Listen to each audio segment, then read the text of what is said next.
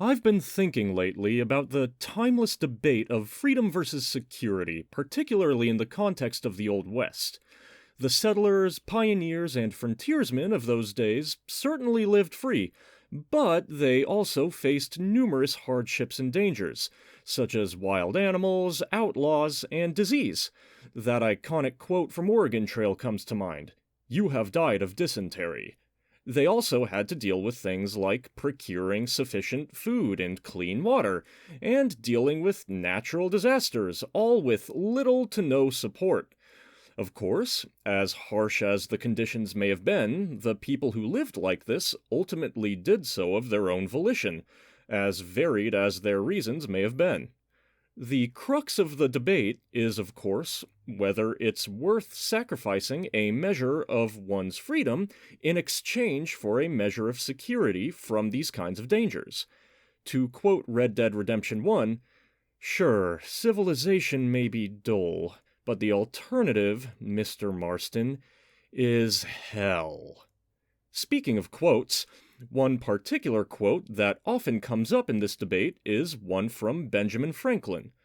"Those who would give up essential liberty to purchase a little temporary safety deserve neither liberty nor safety." One thing that's rarely ever brought up, however, is the context behind this quote, which I'll admit I didn't learn about myself until quite recently.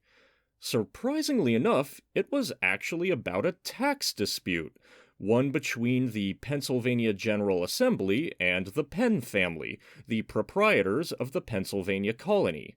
The legislature was attempting to tax Penn family land in order to pay for frontier defense during the French and Indian War, and these attempts were being blocked by the Penn family telling the governor to veto them and offering a lump sum of money in exchange. In other words, Ben Franklin's quote basically meant people who attempt to buy their way out of being taxed at the expense of people who need those taxes to defend themselves deserve neither liberty nor safety. To be clear, I'm not taking one side or the other in this debate. I'm not here to tell people what I think they should think. I'm simply gabbing on about different sides of a topic that interests me, and vocalizing things that have been on my mind. The reason this debate has gone on for so long, and will likely continue for as long as human society exists, is because there is no objectively correct answer. It all boils down to opinion. People have all kinds of different outlooks that are products of their base natures as individuals, combined with their personal experiences and surroundings, resulting in a nuanced topic with a wide range of viewpoints. Most people seem to agree that some kind of midpoint between the two is best, but even then, the debate continues regarding where that ideal midpoint should be, and whether or not a given shift toward either direction is acceptable or tolerable or crosses the line.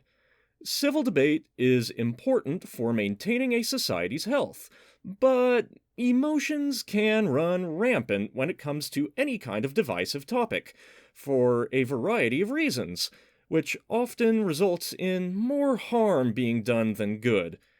Keep the conversation going, but always remember, respect is everything.